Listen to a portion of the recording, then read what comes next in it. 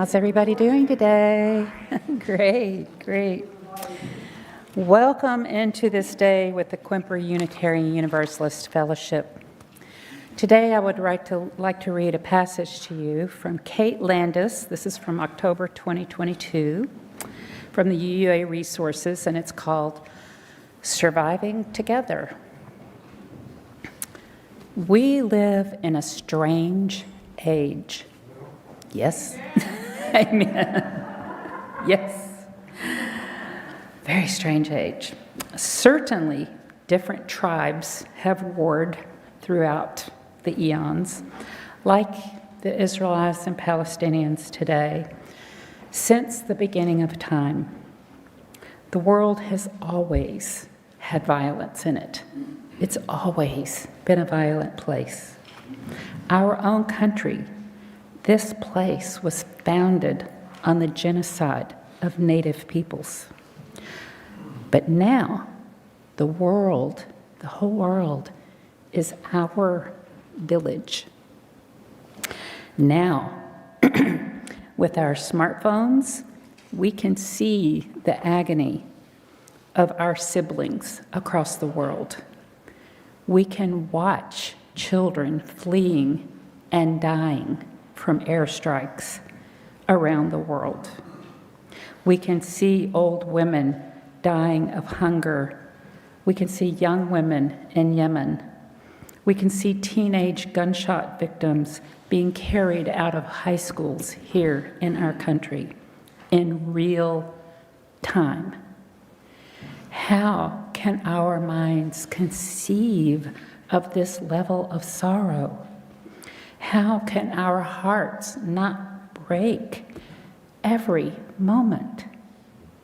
Terrible things have always happened, but now we witness them in real time every day. How do we survive this?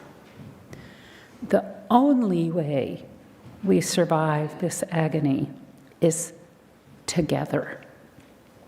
We need community. We need community of people we can grasp hold of when the grief of being alive right now threatens to sweep us away. People can mourn together when being human is almost unbearably painful. When this happens, I turn to you, my church, my family, in any kind of sorrow, but when I feel this deep sorrow, I am embraced. We light candles, we sing morning songs, and sometimes God herself shows up and reminds us that while life is often very, very difficult, it can also be beautiful, especially when we see the holiness in each and every face as I see you right now. We practice, get that? We're not perfect at it. We practice being in faith together.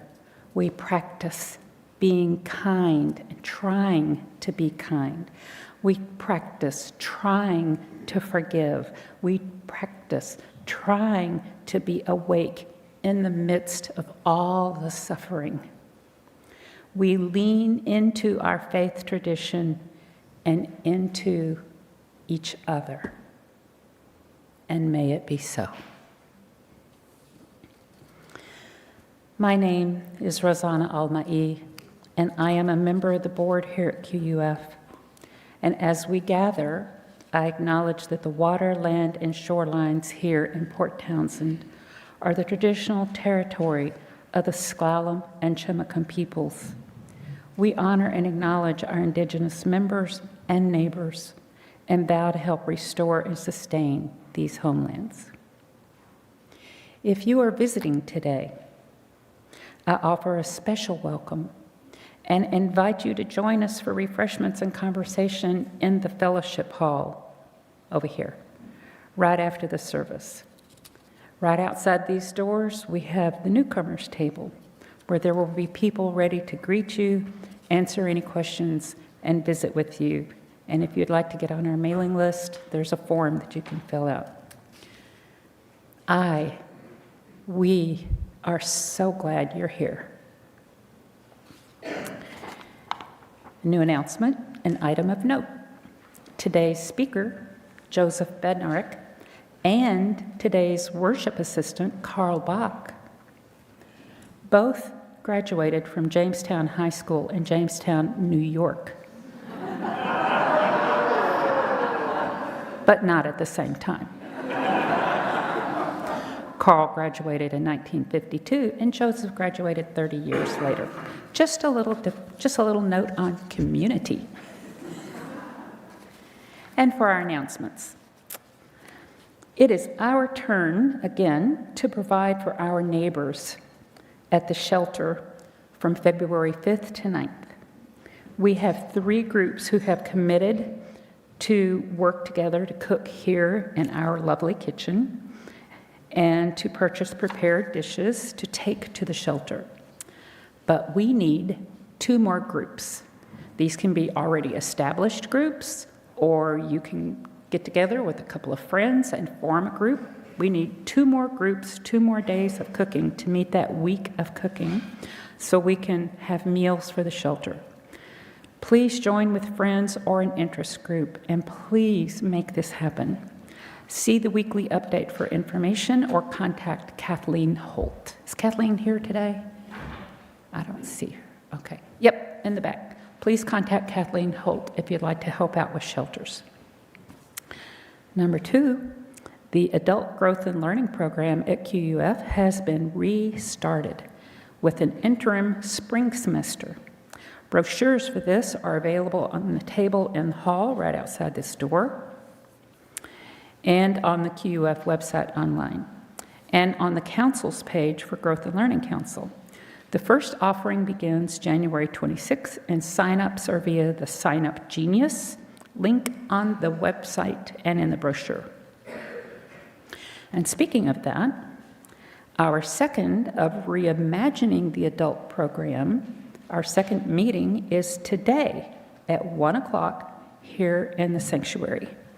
The purpose of this meeting is to raise awareness of the considerations for the Adult Growth and Learning Council and the program, and to provide an opportunity for you to share your ideas, your thoughts in a big group and in smaller groups, and scribes will record your input and get it back to that team so that we can have a vibrant adult learning program. Once again, the board invites you to a mid-year State of the Fellowship. Last year we did this and it was so well received that we've decided to do it again. So this State of the Fellowship meeting will be on Tuesday, February 6th at 6 p.m. We'll gather at 5:30 for cookies and wine and tea and other yummies here at QUF and in the sanctuary. We'll be celebrating lots of good work and connections that we've had over the past year and looking forward to a strong future. There will be a slideshow, presentations from some of your favorite fellowship people, and an update on our finances as we are so far. Come early for beverages and snacks. Childcare will be provided. You can find details in the Friday update and the Monday board reports. This fellowship meeting, it doesn't say here, but I will tell you it is also going to be a vote on the bylaws. We do have proxy voting available, but we need you to show up. We need people to show up, we need people to vote, and we need 2/3 to pass our new bylaws, which are wonderful. All right. Linda and the board, and me too, we are pleased to let you know that we have a very enthusiastic stewardship team. They are wonderful. They are amazing. This stewardship team has already done trainings. They've got so much going on, so many amazing ideas, and I'm going to be quiet and let them speak for a few minutes. Good morning. I'm pleased to announce we have a new stewardship team, and we are excited about our work. We are responsible for conducting the annual pledge campaign that funds QUUF's mission. We will also be working to create a vibrant culture of stewardship. I'm Robin Steeman, the chair. Let me introduce the team we have. Chris Wilson, Donna Frostholm, Zoanne Lamp. Joanne Heron can't be here today. She wishes she could, but she can't. And Mary Tyberski is our wonderful board liaison.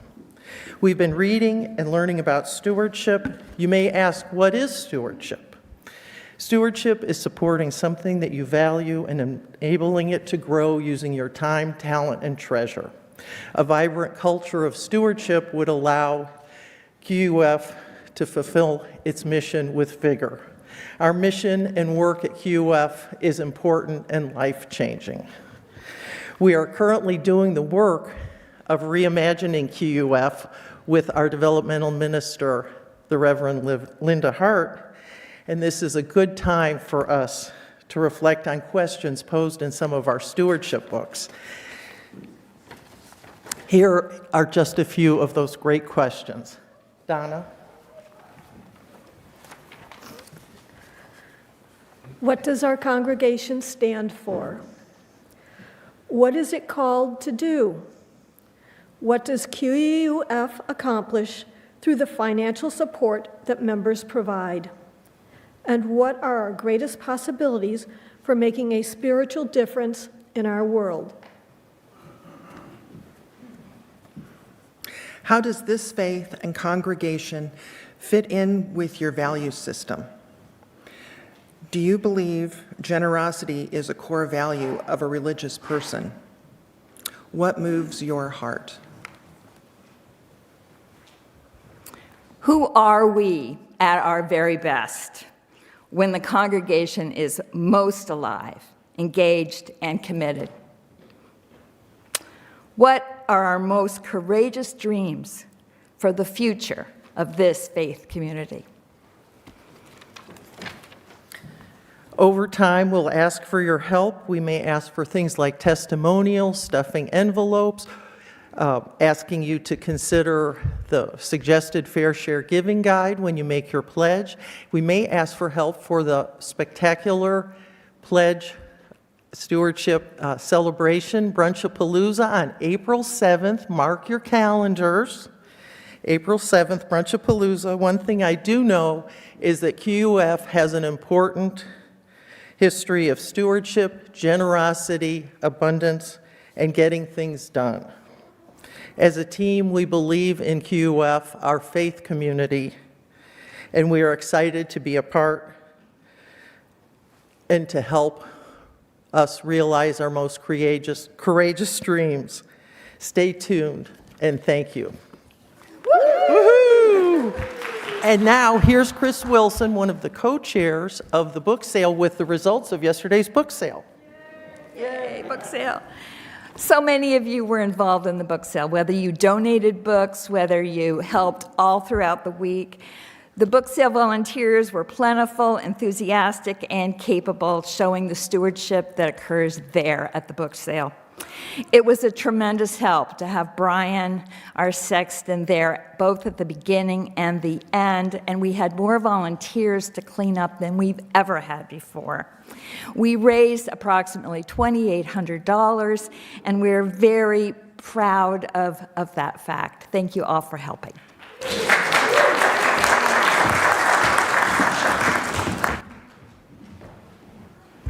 That is wonderful. We are growing in so many ways. It's just so exciting. Ooh. Okay, finally, our lovely flower arrangement today was donated by Reverend Linda Hart in memory of, and in honor of her mother, Mary W. Hart. So now, let's all bless you. Let's take a big, deep breath. Nod it out. Let us settle our minds and calm our hearts.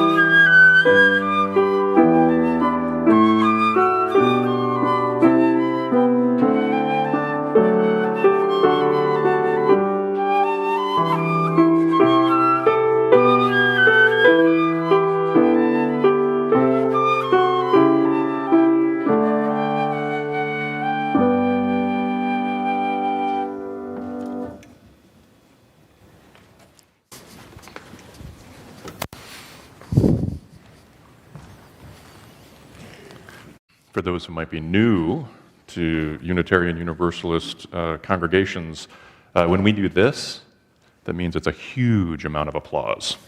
So thank you very much, musicians.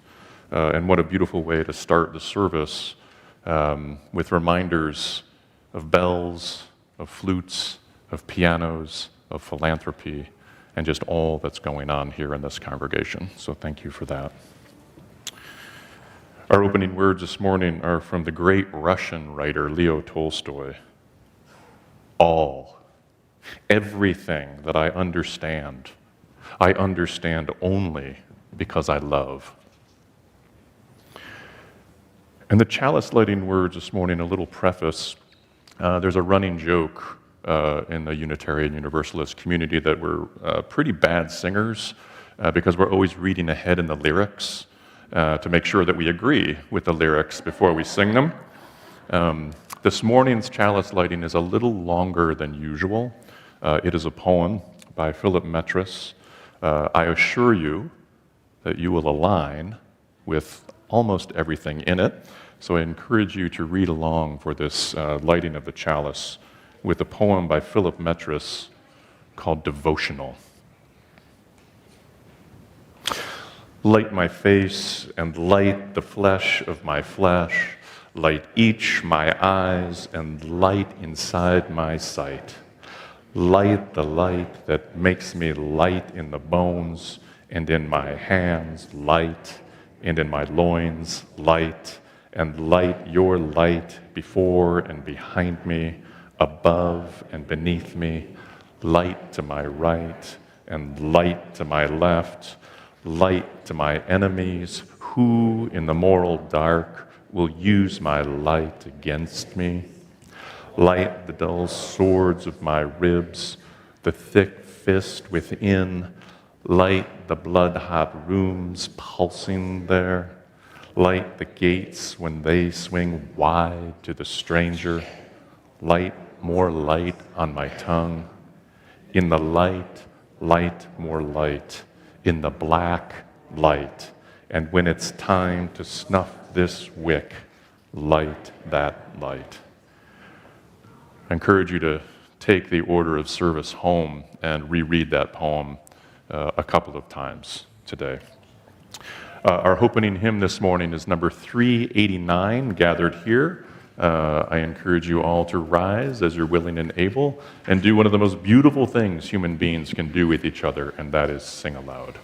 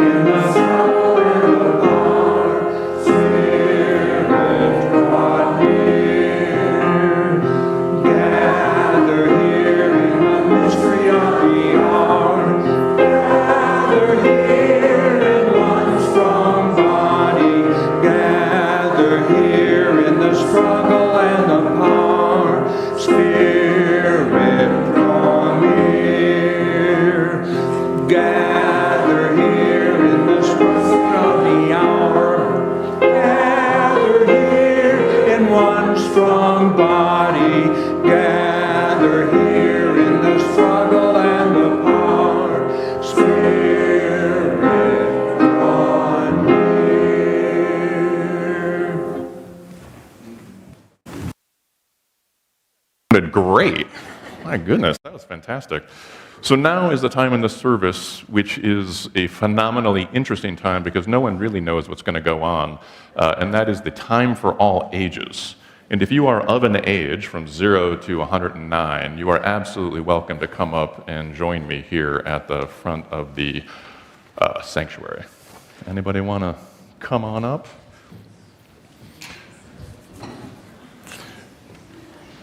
I hear a lot of whispering and murmuring. Oh, the leopard skin. Love it. Oh, hello. Good morning. Anybody else out there coming up? Yep, we got some folks coming from the back.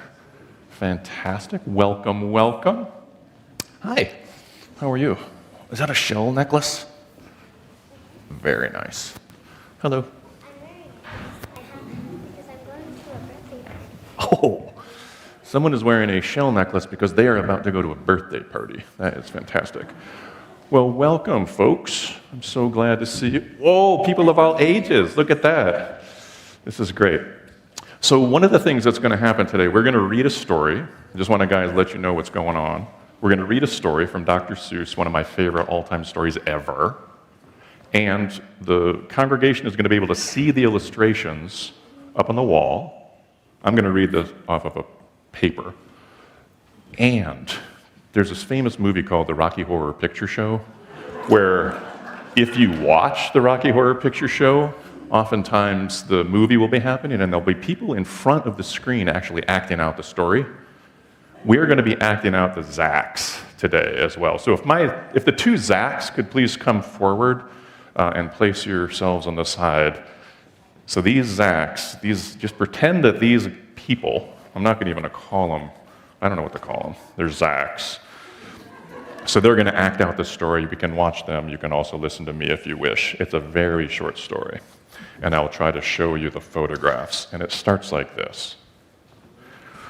One day, making tracks in the prairie of Prax, came a north-going Zax and a south-going Zax. Look at that. And it happened that both of them came to a place where they bumped. Speed it up, Zax. Where they bumped. There they stood, foot to foot, face to face. Look here now, the north-going Zack said. I say, you are blocking my path. You are right in my way. I'm a north-going Zax, and I always go north. Get out of my way and let me go forth. And here's the photographs. Here's the pictures. It does look realistic, though. Whose in whose way? Snapped the south-going Zax. I always go south, making south-going tracks. And you're in my way, and I ask you to move and let me go south in my south-going groove. Then the north-going Zax pushed his chest out with pride. I never, he said, take a step to one side. And I'll prove it to you that I won't change my ways if I have to keep standing here 59 days. And I'll prove to you, yelled the south-going Zax, that I can stand here with the prairie of Prax for 59 years, for I live by the rule that I learned as a boy back in south-going school. Never budge. That's my rule. Never budge in the least, not an inch to the west, not an inch to the east. I'll stay here not budging. I can and I will if it makes you and me and the whole world stand still.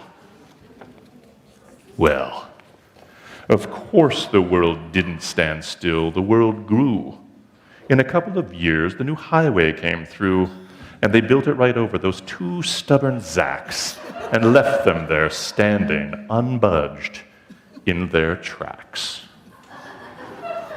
Now, the interesting thing about the Zacks that I have come to realize is that the north-going Zacks is going north, and the south-going Zacks is going south. But because we live on a globe, eventually the south-going Zacks is going to start going north, and the north-going Zacks is going to start going south. So it's a very strange and interesting story that I encourage you to think about for a long time. Well, that is time for all ages. Can we please give our gorgeous Zacks a big round of applause? Very well done. And if those on the aisle could stand and form an arch so we could sing our children out, that would be phenomenal. Thanks for coming up, kids and kids. Go now in peace, go now in peace. May the spirit of love surround you every day, everywhere you may go. Go now in peace, go now in peace. May the spirit of love surround you everywhere, everywhere you may. Boom, boom. We pause for a time of generosity and to receive an offering to support the life and the ministry of QUUF. The ushers will come among you today to receive the offering. And additional ways for giving are projected on the screen and elsewhere. Thank you.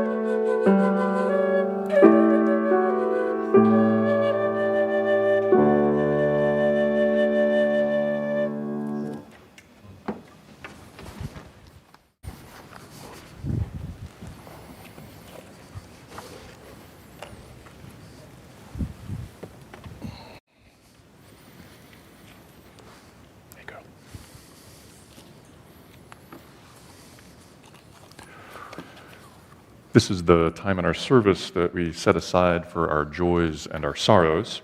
We recognize that our personal joys and sorrows are only a fragment of those of the larger community of life. And thus, we place this first stone in recognition of the heaviness of the world's heart and the specific pain and the intense suffering of our fellow human beings, especially children, who are struggling to live their lives in the Gaza Strip. Let us surround and let us buoy this dense stone with a moment of silence, bringing to our hearts and minds the first principle of Unitarian Universalism, the inherent worthiness and dignity of every person.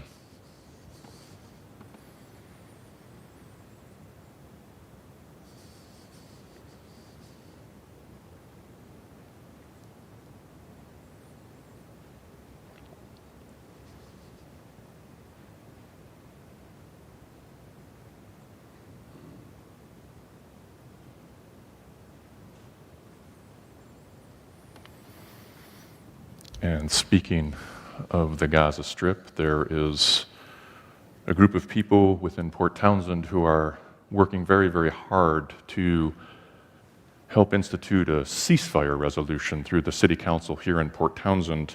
And one of those persons is Otto Smith, who was recently at the city council meeting to advocate for the ceasefire, and he collapsed at that meeting. He was resuscitated, he was brought to Seattle, he is doing fine, and after undergoing tests, he, of course, being the musician that he is, came out singing. And the song which he's singing is All of Me, why not scan all of me? We hope to have him back with us as a choir member very soon, and especially to hear his joyful squeeze box.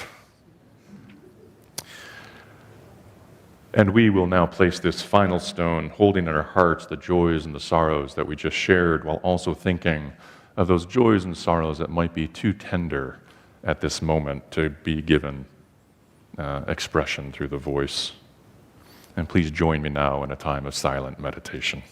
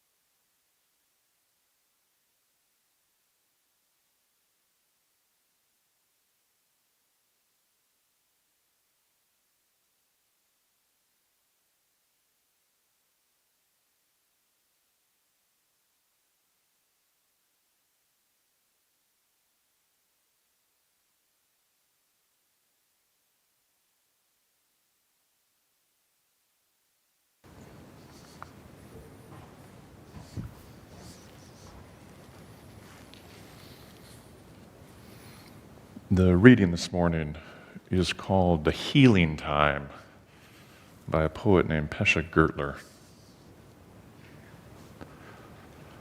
Finally, on my way to yes, I bump into all the places where I said no to my life, all the untended wounds, the red and purple scars, those hieroglyphs of pain carved into my skin, my bones, those coded messages that send me down the wrong street again and again, where I find them, the old wounds, the old misdirections, and I lift them one by one close to my heart, and I say, holy, holy.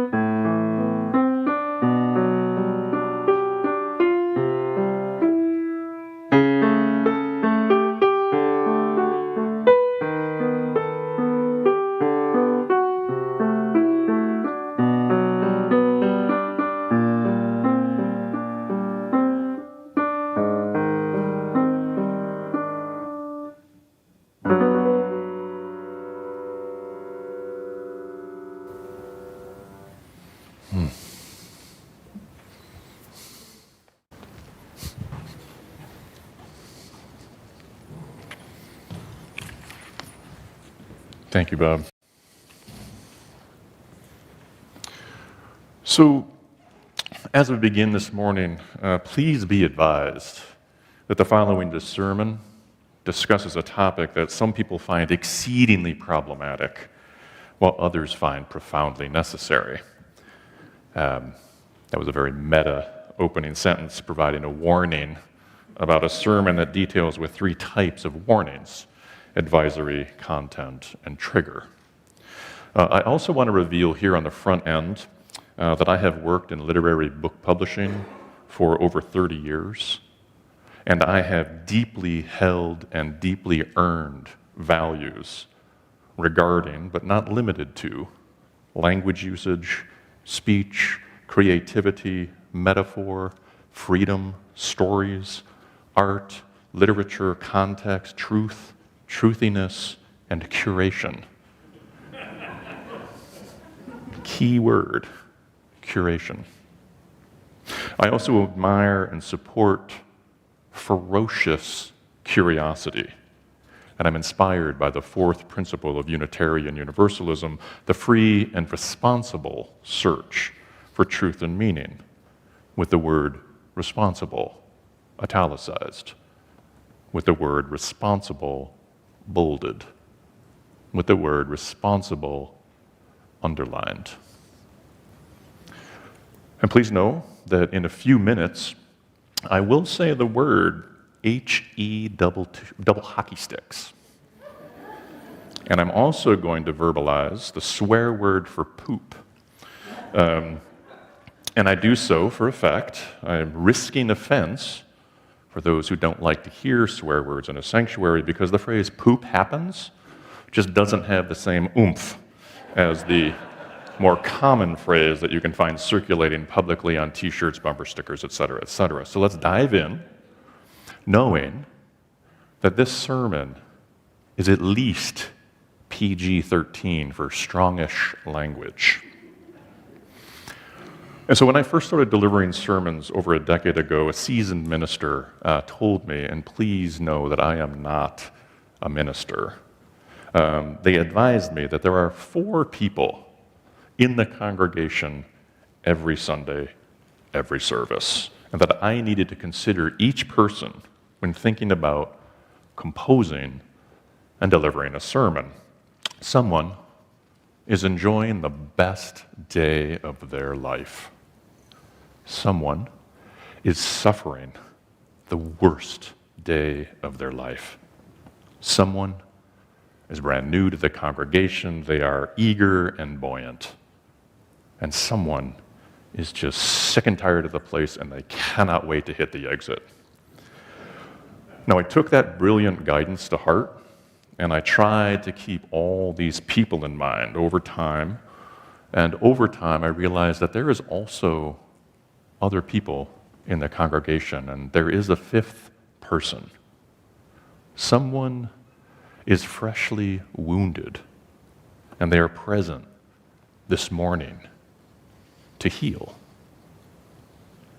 Now, it is a tall order to speak to this collection of folks, and that is why every time I help facilitate a service, I think of the Dalai Lama's beautiful quote, so meaningful to me. Quote, "My religion is simple. My religion is kindness." Kindness can speak to and touch all of those people in that list of 5. And no matter how kind my intentions, any speech, anytime you're speaking, shit happens. For example, I recently delivered a sermon about sacred space, and afterwards a person approached me visibly shaken and told me to my face that they were emotionally triggered by a descriptive example that I used. This person deeply upset and became deeply upset in a room called sanctuary. How out of sync is that? Sanctuary should be a safe place. a place where one's better self can be called forth, where one's better self can practice deep listening, can enjoy spiritual sustenance, can be surrounded by a loving and kind community. Now, while they assured me that I did nothing intentionally wrong, how would you know my trigger? They generously offered. They wanted me to know the real and the personal and the sharp impact that my words had on them. Memo received. Apology offered. And hopefully, apology accepted. Now, this is a textbook example of that dance, that interplay between intention and impact. My intentions were good, though my words created for at least one person present very negative impact. Another instance. A few years ago, I delivered a sermon at a UU fellowship, and I used that canonical hymn, Amazing Grace, as a central image, and I played with the idea of amazing grace.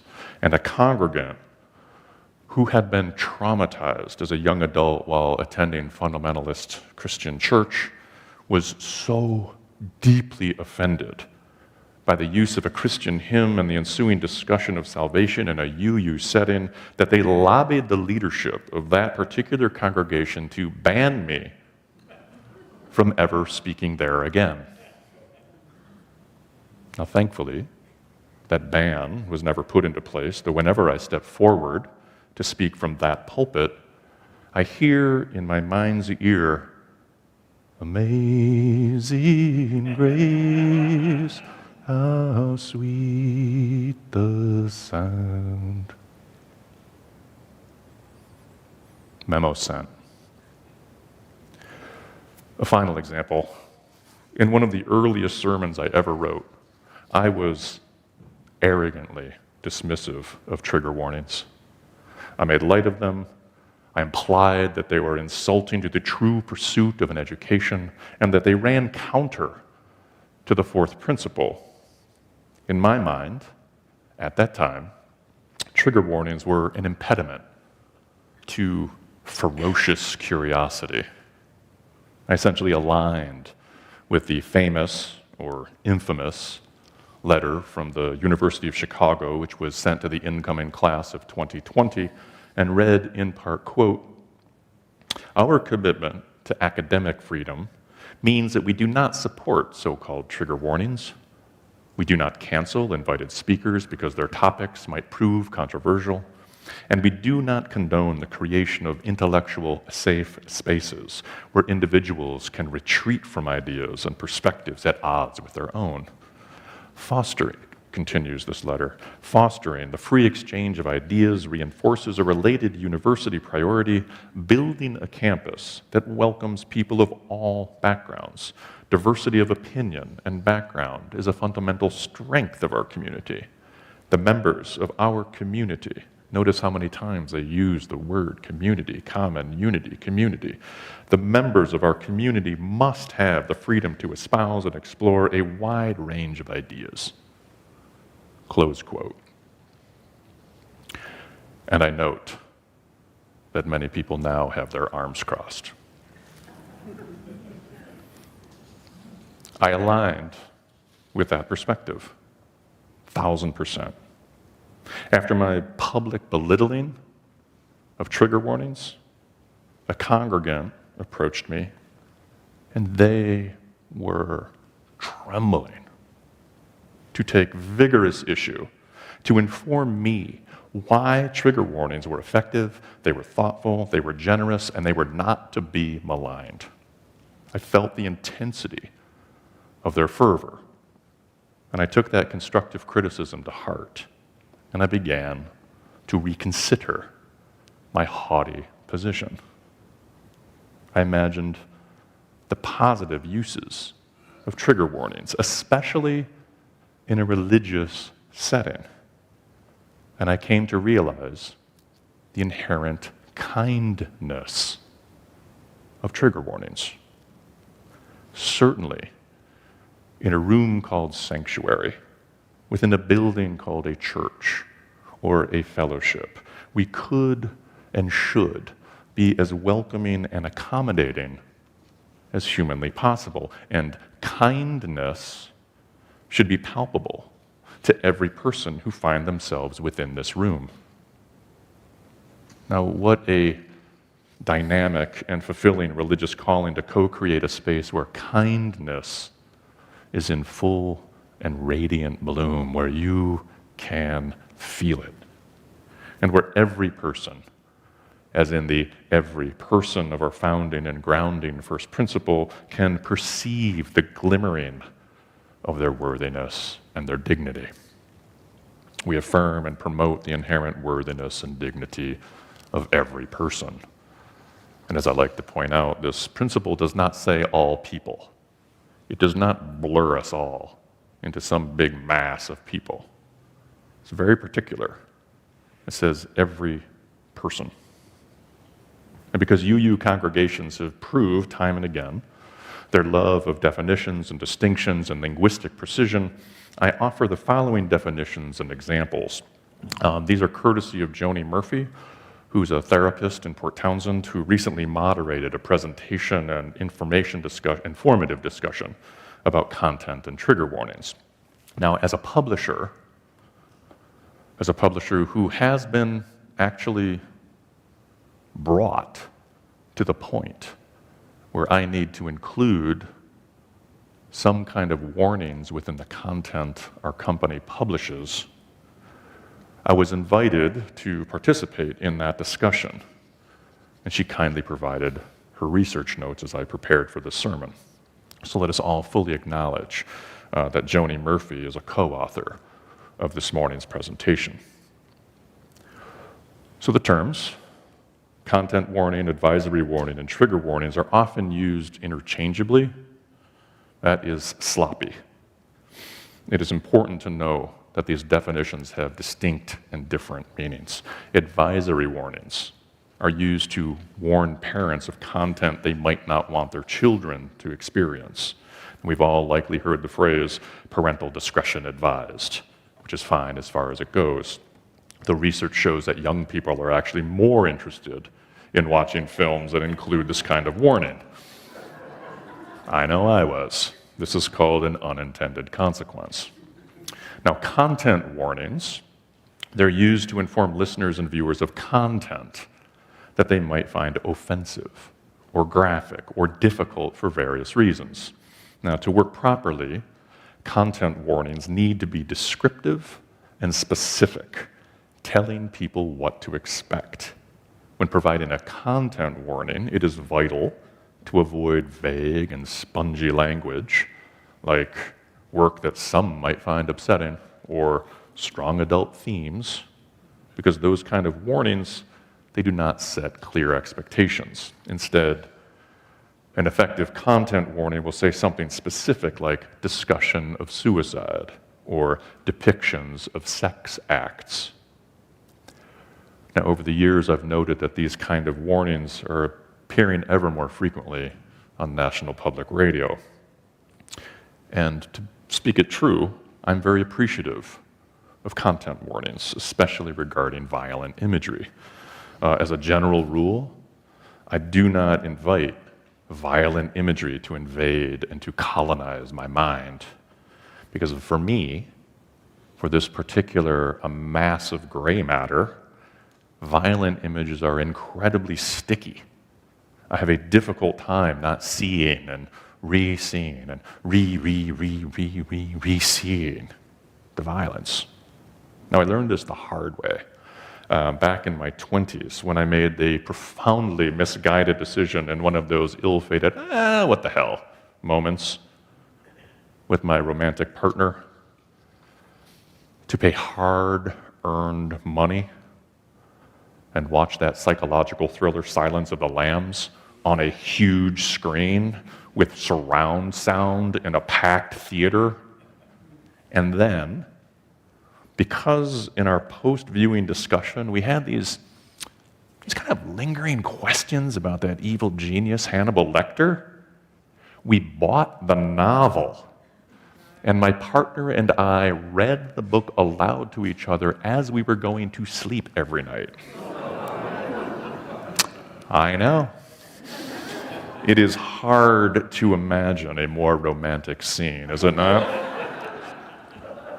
Took me years to get those images out of my head. I would walk into our room, I'd look at our bookshelf, I'd see the spine of the book, it would all come back. And I bought a hardback first edition. I just took it off the shelf, I donated it to the library sale. Just get it out of here. Trigger warnings. Trigger warnings, they are used to caution individuals who are suffering from traumatic symptoms, most likely from PTSD, post-traumatic stress disorder. Now, a trigger is anything that causes an individual with PTSD to experience the symptoms of the former trauma. Classic example. Explosive fireworks display, reopening that trap door of horror for those who have experienced the mayhem of war. Now, PTSD can be caused by any number of traumatic situations, and here I'm going to list a half a dozen that some people here in this sanctuary have no doubt experienced. Shootings, violent crime, racist acts, natural disaster, sexual assault, childhood trauma. There are many, many, many more. And reminders of that trauma, sights, sounds, smells, words, stories, images can trigger an unconscious and automatic series of fast-acting reactions inside the body to help manage that perceived threat. This is commonly known as fight or flight. Now, PTSD symptoms can include flashbacks, nightmares, panic attacks, overwhelm, shutdown. And I trust that we Unitarian Universalists, who are deeply, deeply dedicated to radical inclusion, we want the doors wider and wider, to understand that our sanctuaries need to be welcoming places. And I want to again point out that a sanctuary, this place, is just a room. We are co-creating right now a place called sanctuary. And it is common courtesy to be aware of and sensitive to those people who are wounded among us and who are searching for healing. And my guess is that we all know what it is to be wounded and what genuine healing feels like. As mentioned, Joni Murphy moderated a discussion about these three kinds of warnings to this engaged audience of hardcore humanists and retired academics, and she told this incredibly powerful story at a training session with perhaps 100 people in the room. The speaker provided a content warning that the next portion of their talk would be about suicide. Upon hearing that information, a woman spoke up and said that she could not listen. She could not participate because someone who she loved had recently died by suicide. The subject was too raw. It was too close to home. She rose, made her way to the exit. Please hold on for a moment, the facilitator said. There was this pause, and then the speaker addressed everyone in the room. If you are comfortable doing so, please rise. If you have been affected by suicide. Silence filled the room. And then somebody stood. 2 more. 3 more. 5 more. Like a time-lapse film of these flowers bursting through garden soil, person after person after person after person stood. And there they were, standing in their common unity, in their community, each and all affected by suicide. The speaker, sensing something powerful was taking place, knew well enough to remain quiet, to allow that silent community to stand together and witness, to bring the memories of their dead into the room. Everyone in the room sensed that something profound was taking place. The woman who was heading toward the exit transformed her exit into entrance. She returned to her place at the table, and the presentation that contained the triggering topic of suicide continued. And when Joni told the story as part of her presentation, and she got to that part about standing up if you've been affected by suicide, I instinctively stood up. Joni also stood up. She continued her presentation, the entirety of it, while standing. As we stood together, side by side, I sensed that others in the room wanted to stand, but they held back. Perhaps the venue did not feel safe enough to be that revealing. Perhaps Joni and I were the only people in that room who were affected by suicide. Perhaps. And as I stood, so many images flashed in my mind. Dan shopping for books in a favorite bookstore. My friend Liam's cackling laughter that I can hear right now. Michael handing me a book that would change the course of my life. And my friend Juliet's memoir about the suicide of her father and both her grandfathers. And I appear in that memoir. Tears rose. And those tears, unexpected and unplanned, and it is fair to ask, was I triggered? No. I was not triggered because I was not reliving instances of trauma.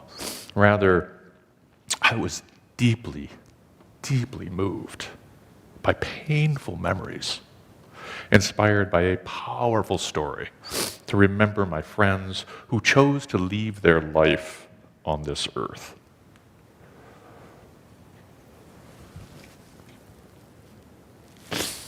And while standing up and allowing tears to rise in the presence of others, I felt a deep connection to my dead friends. I felt a delicious appreciation, a profound savoring of my life. And I stood in awe of the human anguish and the agony that my friends suffered until they could no longer tolerate the suffering, their specific suffering.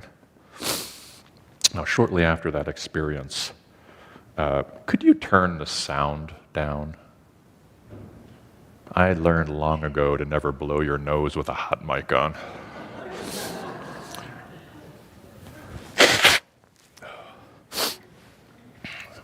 Thank you. And I really appreciate the ability to be with you. Now, shortly after that experience, I heard about glimmers, which is a perfect way to land this sermon. Now, glimmers are essentially the opposite of triggers. And according to an article from the Neurodiversity Education Academy, glimmers refer to small moments when our biology is in a place of connection and regulation, in which cues our nervous system to feel safe and calm. Glimmers are these micro moments of goodness that can help our body to restore our thriving state of being. They reduce emotional distress and can help us be more in our learning zone. Among us here in the congregation is a laughter yogi who likely knows all about bringing glimmers into the world. And I love the idea that glimmers can help us be in our learning zone. And I want all of our sanctuaries to be festooned with glimmers and glimmering. The beautiful reality is that everyone has different glimmers and they can appear at any time, anywhere. One of my glimmers is a conga line.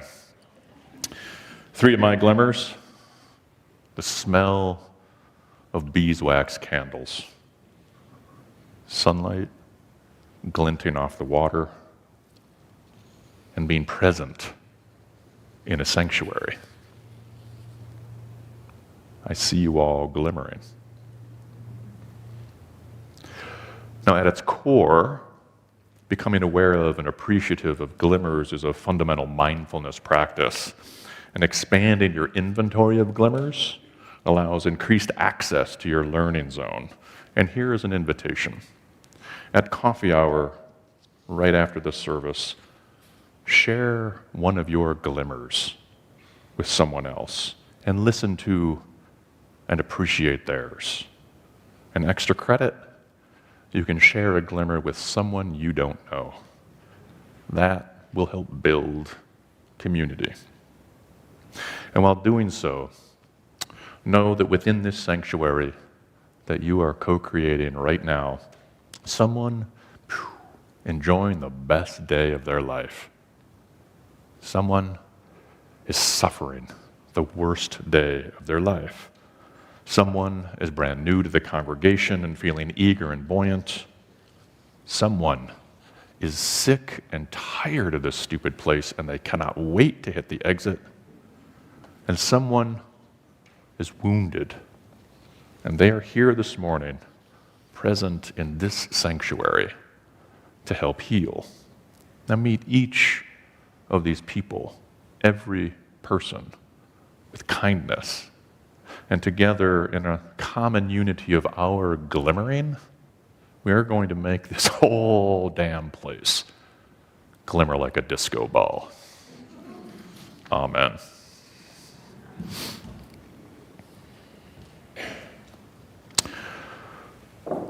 And I know that some of you glimmer when you sing publicly and loud. Our closing song, a beautiful song, number 131, Love Will Guide Us. Please rise and bow to your spirit and give it your all.